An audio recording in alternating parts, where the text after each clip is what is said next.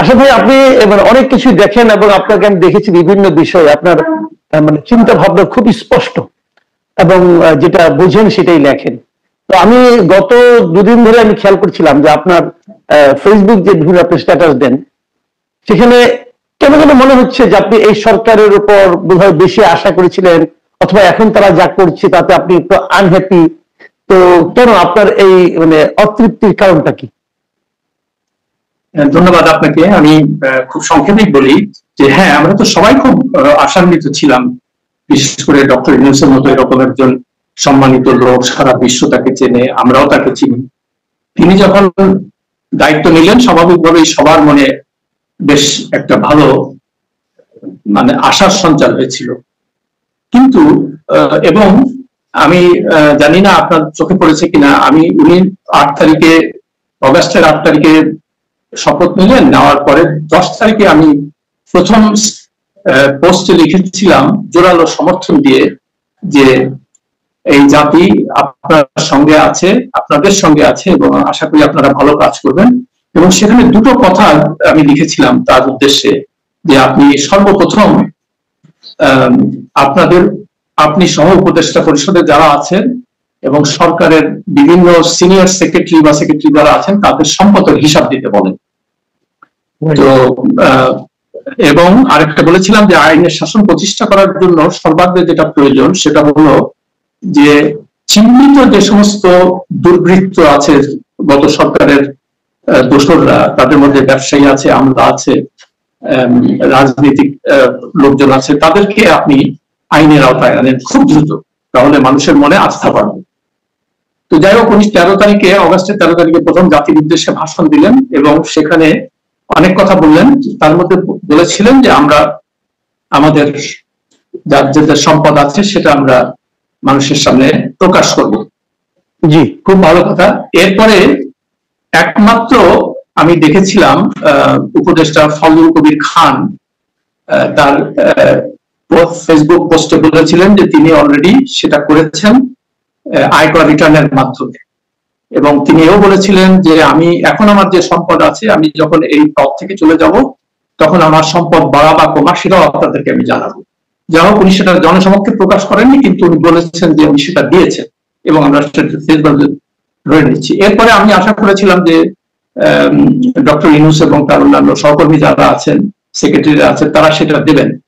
কিন্তু আজকে দেখেন প্রায় 7 মাসের উপরে হয়ে গেল এবং আমি ইতিমধ্যে 4 বার এটা নিয়ে লিখেছি, কিন্তু এখনো পর্যন্ত উনি সেটা দেন নাই।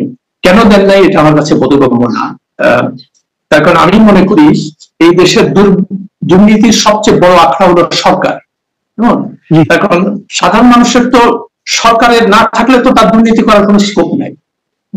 তো সেই জন্য আমি বলেছিলাম যে আমরা আগের যে সমস্ত প্রধানমন্ত্রীরা ছিলেন তাদেরকেও আমরা অনেক মানে অনুরোধ করেছিলাম, দাবি জানিয়েছিলাম যে আপনাদের সম্পদের হিসাবগুলো দেন। আপনার হয়তো মনে আছে শেখ হাসিনা 2009 সালে ক্ষমতায় আসার পরে তিনি বললেন যে আমি এটা নির্দেশ দিয়েছি সবাইকে, কিন্তু পরে যখন এটা নিয়ে লেখালেখি শুরু হলো বা প্রশ্ন শুরু হলো, উনি তখন বলেছিলেন যে মন্ত্রীরা সব আমার কাছে জমা দিয়েছে, অ্যাজ ইফ ওই যে বলে না যে শিয়ালের কাছে মুরগি রাখতে দেওয়া। হ্যাঁ, তো আজ পর্যন্ত করে সেই জন্য আমি বারবার করে বলেছিলাম ডক্টর ইউনূসকে যে আপনি এই যে কাজটা করেন, আপনি একটা দৃষ্টান্ত স্থাপন করেন জাতির সামনে, যাতে করে ভবিষ্যতে যারা আসবে তারা একটা চাপে থাকবে এটা করার জন্য। এবং আপনার নিশ্চয়ই মনে আছে যে প্রথমে 15ই নভেম্বর তারা ডেডলাইন ঠিক করেছিল সরকারি কর্মকর্তাদের সম্পদের হিসাব দেওয়ার জন্য, সেটার থেকে পরে আরো 1 মাস বাড়ালো, তারপরে আরো 15ই ফেব্রুয়ারি ছিল লাস্ট ডে, কিন্তু আজ পর্যন্ত আমরা জানতে পারলাম না যে কার কি সম্পদ আছে। কেমন? তো যাই হোক, আপনি আসলে কি চান? আমি একটু থামাই আপনাকে। আপনি আসলে কি চান? আপনি কি চান যে ওই আগের মতোই সব হিসেব যে প্রধান উপদেষ্টাকে দিবে অথবা সরকারি কোনো একটা মন্ত্রণালয়কে দিবে, নাকি দেওয়ার পর সেটাকে পাবলিক করা হবে? আপনি পাবলিক ডোমেইনে থাকতে চান? হ্যাঁ, পাবলিক তো করতে চাই এই জন্য বিকজ তারা তো পাবলিক অফিস হোল্ড করে, এটা তো তাদের নৈতিক দায়িত্ব। কেমন? যে তাহলে মানুষ বুঝতে পারবে যে তাদের কি সম্পদ বাড়লো বা কমবে। এখন আপনি বলতে পারেন আমি তো আয়কর রিটার্নে দিয়েছি, কয়টা মানুষ আয়কর রিটার্ন দেখবে? আপনার এটা তো কনফিডেন্সিয়াল জিনিস, তাই না? আপনি এটা তো আপনার মানে নৈতিক দায়িত্ব মানুষকে জানানো যে আপনার কি আছে এবং আপনি যখন চলে যাবেন তখন আপনাকে, তাহলে মানুষ বুঝতে পারবে। এতে হবে কি, পরবর্তীতে যারা ক্ষমতায় আসবে তারাও একটা প্রেশারে থাকবে যে তাদের এই কাজটা করতে হবে।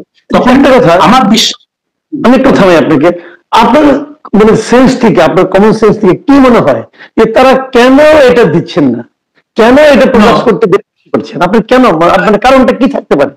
আচ্ছা, আমি তো সে কথাটা লিখেছি আমার ওই পোস্টের মধ্যে, যে এখন মানুষের ডক্টর ইউনূস সততা সম্পর্কে, যে তার স্বচ্ছতা সম্পর্কে যে মানুষের একটা বিশ্বাস ছিল, সেই বিশ্বাসে ঘাটতি দেখা দিয়েছে। তো আমার কাছে তো এটা বোধগম্য না যে কেন তিনি যদি সৎ মানুষই হবেন বা অন্যান্য উপদেষ্টা যদি সৎ হবেন, সেক্রেটারিরা যদি সৎ হবে, তাহলে এটা তাদের দিতে অসুবিধাটা কোথায়? এটা তো বোধগম্য না। আচ্ছা, 2 নম্বর, যদি না দেয় তারা শেষ পর্যন্ত, তো এখনো দেয়নি, নির্ধারিত সময় তারাই তো নির্ধারণ করে দিয়েছিল, সেই সময়টা পার হয়ে যাওয়ার পর যদি তারা এখনো না দেয়, তাহলে যদি কোনো মানুষ, কোনো সাধারণ মানুষ যদি ওনাদের সম্পর্কে মনে করে যে লোকগুলি অসৎ, তাহলে কি সেই মানুষটাকে দোষ দেওয়া যাবে? অ্যাবসলিউটলি না। আমি তো সেই কথাটাই বলছি যে ওনাদের ভাবমূর্তির স্বার্থে, নিজেদের ভাবমূর্তির সাথে এই জিনিসটা জনসমক্ষে প্রকাশ করা উচিত ছিল। আর প্রথম কথা হলো যে ডক্টর ইউনূস তিনি অনেক জায়গায় বক্তৃতা করেন, বিভিন্ন মানে ফি পান, এটা তো কোনো অবৈধ জিনিস না, এটা তো বৈধ। কেমন? তো আমি যদি বৈধভাবে কোনো মানে সম্পদ অর্জন করি বা টাকা অর্জন করি, ডলার অর্জন করি, সেটা আমার প্রকাশ করতে অসুবিধা হয়, আমি তো সেটার এগেইনস্টে ট্যাক্স দিব, তাই না? এই স্বচ্ছতাটা আমাদের মানে যারা ক্ষমতাসীন তাদের মধ্যে থাকতে হবে। তা না থাকলে এই দেশ থেকে দুর্নীতি কোনোভাবেই আপনি উচ্ছেদ করতে পারবেন না। এটা লিখে রাখতে পারেন আপনি আমার কাছ থেকে। আচ্ছা, দ্বিতীয় কথা বলেছিলাম যে আইনের শাসনের ব্যাপারে।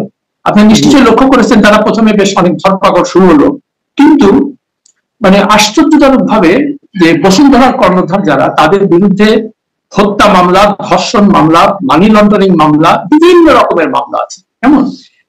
এবং দুর্নীতি দমন কমিশন সেগুলো দিয়ে কথা মানে কেস ফাইল করেছে, তাদের ব্যাংক হিসাব করেছে, এখন তাদেরকে ধরা হচ্ছে না। আমি এটাও বললাম যে তাহলে আপনি যে তাদেরকে ছেড়ে দিচ্ছেন, এটা তো it's a selective enforcement of law. আপনি কিছু লোককে ধরছেন, কিছু লোককে ধরছেন না, এটা তো মানুষের মনে হবে স্বাভাবিকভাবে যে নিশ্চয়ই তাদের সাথে নিশ্চয়ই কোনো লেনদেন হচ্ছে। আর সবচেয়ে দুঃখজনক ব্যাপার, কিছুদিন আগে আমি গতকালকে পোস্টে লিখেছি এটা, যে দেখলাম যে নতুন যে ছাত্রদের দল হলো, এরা নাকি, আমি সত্য মিথ্যা জানি না, আমি জাস্ট ফেসবুকে দেখেছি, এরা বসুন্ধরার গ্রুপের কাছ থেকে 1500 কোটি টাকার প্রতিশ্রুতি পেয়েছে নির্বাচনের খরচ মেটানোর জন্য। কেমন? যেটা বললাম, এটা কিন্তু আমার কোনো মানে তথ্য প্রমাণ নেই। আমি নাজমুস সাকিবের একটা ভিডিও দেখেছিলাম, সেখানে সেই কথাটা বলা ছিল। কেমন? তো যাই হোক, এখন যদি সেটা না থাকে, আমি যেহেতু এটা পাবলিকলি অলরেডি প্রচার হয়েছে, তখন উচিত ছিল এই ছাত্রদের যারা এ সম্পর্কে তাদের একটা বিবৃতি দেওয়া। এবার কালকেই দেখলাম ছাত্রদের ওই যে নাহিদ ইসলাম বলেছে যে আমাদেরকে ধনী মানুষ তো আমাদেরকে টাকা পয়সা দিচ্ছে, এখন এদের নাম প্রকাশ করলে তাদের ক্ষতি হবে না, এই গ্যারান্টি কে দিবে? তার মানে পুরো ব্যাপারটাই এখন দেখেন, মানে কি ক্ষতি হবে? হ্যাঁ, তো সেটাই এখন এই যে জনগণের যে প্রশ্ন দেখা দিচ্ছে নানান, এই যে ডক্টর ইউনূস সম্পর্কে এবং অন্তর্বর্তী, এগুলো তো হলো তার কারণ। আর কেমন, তাদের কোনো স্বচ্ছতা নাই কোনো ব্যাপারে। আর তার চেয়ে বড় কথা, উনি দেখেন প্রায় বিদেশে চলে যাচ্ছেন, প্রায় মানে বিভিন্ন অনুষ্ঠানে যাওয়া, এটা সেটা। প্রথমে আমি বলেছিলাম যে আসলে এগুলো বিদেশে যাওয়ার ওনার কোনো প্রয়োজন নাই, তখন উনি এমনিতেই ইন্টারন্যাশনাল সেলিব্রিটি। কেমন? তো যেমন প্রথমে শুরু করলেন উনি সাধারণ অ্যাসেম্বলি জাতিসংঘে যাওয়া নিয়ে। আচ্ছা, তো সেখানে প্রথমে বলা হলো যে উনি 7 জন নিয়ে যাবেন। তো আমরা তো খুব খুশি হয়ে গেলাম যে যাক, মানে পরে যখন আলটিমেটলি গেল, সেখানে দেখলাম 60 জন গেছে, 60 পিপল। তারপরে এটা নিয়ে আমি যখন প্রশ্ন করতে থাকলাম, তখন অনেকে বলে তুললো যে এটার মধ্যে ম্যাক্সিমামই হলো সিকিউরিটি ফোর্স, মানে এসএসএফ, এটা সেটাই। তো আমি সেটার মানে সেটা সম্পর্কে একটু পোস্ট দিয়েছিলাম যে উনি যখন বিদেশে যান, তখন ওনার নিরাপত্তার দায়িত্ব হলো সেই দেশের হোস্ট কান্ট্রিগুলোর। এটা তো অবভিয়াস। তো আপনাকে এখান থেকে এতগুলো লোক, তাদের কাজটা কি ওখানে? এটা তো আমরা যেহেতু ট্যাক্স পেয়ারের টাকা, এটা আমরা জানতে চাই। আগে আপনি যদি আগের সরকারের মতো গোপনে সবকিছু করেন এবং মানে ডজন ডজন লোক নিয়ে আপনি বিদেশে যান, এটা যুক্তরাষ্ট্র কি আমরা হাসিনাকে সরাইলাম কেন? আপনি যদি একই কাজ করেন এবং মানুষকে যদি অন্ধকারে রাখেন, আর ওখান থেকে আপনি বলে বেড়াচ্ছে, আপনার প্রপাগান্ডা উইং যেটা আছে তারা বলে বেড়াচ্ছে যে আপনি বিশ্ব জয় করে ফেলেছেন, সেখানে রকস্টার, আর বলছেন বিলিয়ন্স অফ ডলারের আসছে, কিন্তু আজকে 7 মাস পরে একটা ডলারও তো কেউ দেয় নাই।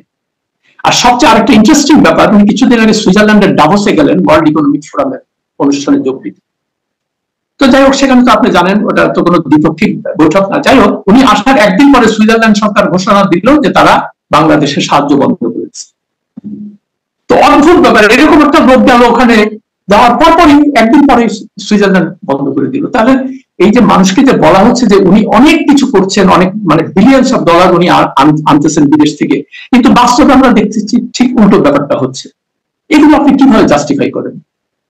তো তারপরে আরো দেখেন, আরেকটা সবচেয়ে আমার একটা ব্যক্তিগত বিশ্বাস ছিল যে এই উপদেষ্টা পরিষদে যারা আসবেন তারা সত্যিকার অর্থে দেশপ্রেমিক এবং দেশের জন্য তারা কাজ করবেন, এবং দেশ তাদেরকে একটা মানে সাংঘাতিক বড় সুযোগ দিয়েছে এটা করার জন্য। কেমন? তো এইটা তারা নিঃস্বার্থভাবে দেশ যে এইগুলা করবে। এখন দেখা গেল তারা আসার পরেই সব চকচকা গাড়িতে ফ্ল্যাগ উড়ায় ঘুরতে লাগলেন। তারপরে মন্ত্রী পাড়ায় কে কয়জন পাড়ি দিবে সেটা নিয়ে একটা হুলস্থুল লেগে গেল। হ্যাঁ, তো তারা যদি এটা না করে বলতো যে আমরা আমাদের নিজেদের বাড়িতে থাকবো, যেহেতু আমাদের ঘর বাড়ি আছেই, আমরা তো প্রতিষ্ঠিত লোকজন সব সমাজের, কেমন আমাদের ইনকামও আছে, তো তার দরকার হলে আপনারা আমাদের খালি সরকার থেকে তেলের পয়সাটা দিবেন আর কিছু আমাদের, তখন আমরা তো জাতিকে সেবা করতে আসছি। এখন এক একজন উপদেষ্টা 2-3টে করে গাড়ি ব্যবহার করতেছে। তো কথা হলো যে এটা কি হরিলুট নাকি?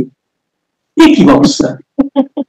তো এই জিনিসগুলো মানে আরেকটা, এই প্রসঙ্গে আরেকটা জিনিস বলি যে কিছুদিন আগে আমি একটা নিউজ দেখলাম, শ্রীলঙ্কার যে নতুন প্রেসিডেন্ট হয়েছে দেশানায়কে, সে এই মার্চ মাসের 1 তারিখ থেকে তার অফিসের মানে যত বিলাসবহুল গাড়ি ছিল সব নিলামে বিক্রি করে দিচ্ছে, বুঝলেন?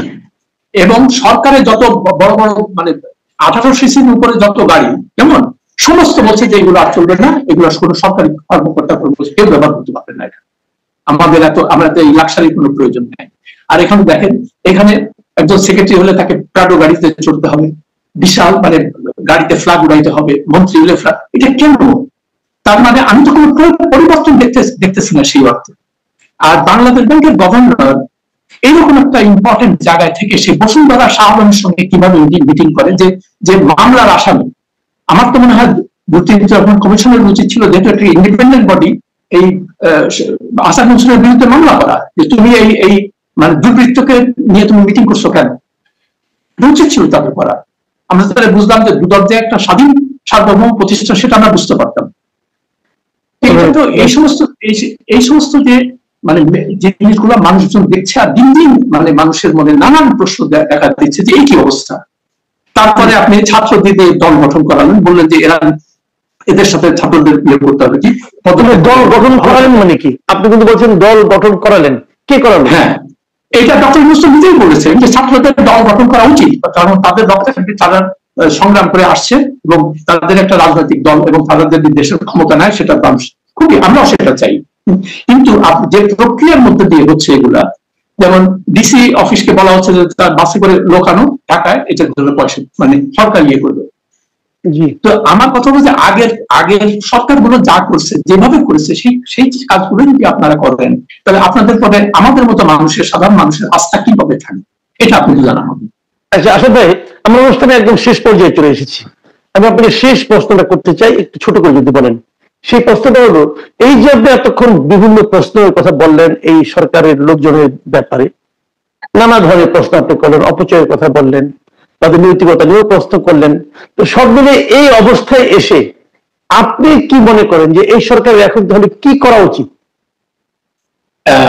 করা উচিত তো যেটা আমি গতকালকে লিখেছি, যে আমার মনে হয় যে মানে সত্যিকার অর্থে ডক্টর ইউনূসের উনি যদি আত্মমর্যাদা সম্পন্ন ব্যক্তি হয়ে থাকেন, তাহলে ওনার বলা উচিত যে আমি অনেক চেষ্টা করেছিলাম, আমি পারলাম না, কেমন, এবং এখন আমি এখান থেকে চলে যেতে চাই।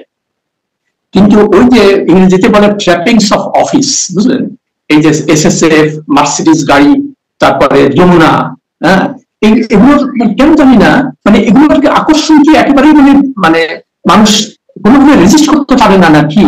আর এই জিনিসটা আমার বেশ কিছুদিন থেকে খালি মাথায় আসতেছে, এটা যে কেন এটা। আর একটা কথা বলি, এই যে মন্ত্রীদের মানে মন্ত্রী পাড়ায় বাড়ি নেওয়া, এটা নিয়ে একজন উপদেষ্টা কিছুদিন আগে আমাকে ফোন করে খুব আক্ষেপ করলেন যে আপনি আমার উপর অবিচার করেছেন, তার কারণে আমি তো গুলশানে থাকি, তো সেই কারণে আমার মন্ত্রী পাড়ায় আসতে হয়েছে, তার আমাদের মানে 3 ঘন্টা সময় বেঁচে গেছে, এখন আমি অফিসে যাই। তো আমি বলতে চাচ্ছিলাম ওনাকে, এর মধ্যে ফোনটা কেটে গেছিল, আমি বলতে চাচ্ছিলাম তাহলে সচিবালয়ে তো 15-20 হাজার লোক কাজ করে, তো প্রত্যেককে তাহলে সচিবালয়ের আশেপাশে থাকার ব্যবস্থা করেন, প্রত্যেকের জন্য তাহলে যানজটের যে সময়টা সেটা করেন। আপনি আপনার নিজের জন্য করবেন, অন্যের জন্য করবেন না, আর মানে দেশ সেবা করবেন। আমার কাছে এগুলোকে খুব হাস্যকর এবং মানে কেমন যেন মনে হচ্ছে আর কি সবকিছু। এবং মানে আমার যে ক্ষোভের জায়গাটা আর কি, আমরা তো মাসুদ আপনি নিজেও জানেন, আপনি নিজে অনেকদিন থেকে এই অ্যাক্টিভিজম করছেন, আমি নিজেকে অ্যাক্টিভিস্ট করি না, কিন্তু আমি চেষ্টা করি এগুলোকে মানে দেশের অন্যায় অবিচার গুলোকে সামনে তুলে ধরা, তো সেগুলো তো হচ্ছে না। আপনি আইন শৃঙ্খলা রক্ষা করতে পারছেন না ঠিক মতো, আবার আমি সেদিন বিবিসির সঙ্গে খুব কনফিডেন্টলি বলতেছে যে সব ঠিক আছে। এটা ঠিক আগের সরকারগুলোর মতো, সরকার যখন থাকে তখন সব ঠিক আছে। এই জিনিসগুলোই আমি খুব মানে অনেক ধন্যবাদ, অনেক ধন্যবাদ জনাব আশরাফ মাহমুদ আপনাকে, আপনি আপনার মূল্যবান সময় আমাদের এখানে দিলেন। প্রিয় দর্শক, আমার ধারণা, ব্যক্তিগতভাবে ধারণা, যে আশরাফ মাহমুদ ভাই যে কথাগুলি বললেন, ওনার যে উপলব্ধির কথা বললেন, ওনার যে প্রতিক্রিয়াগুলো প্রকাশ করলেন, আমার ধারণা আপনারাও কিন্তু এই একই ধরনের চিন্তা করেন, হয়তো প্রকাশটা ভিন্ন। কারণ যখন কোনো ঘটনা এরকম ঘটতে থাকে, প্রত্যাশার বিপরীতে চলতে থাকে কেউ, তখন সেটা উপলব্ধি করার ক্ষমতা সবারই আছে, আপনারাও করেন, হয়তো আমরা এইভাবে তো গুছিয়ে বলতে পারি না। আশরাফ ভাই বললেন, আমরা সেগুলো শুনলাম, এবং এই ব্যাপারে আপনারাও কি চিন্তা করেন আপনারা আমাদের লিখবেন, আমরা আশা করি পরবর্তীতে আলোচনা করতে পারবো।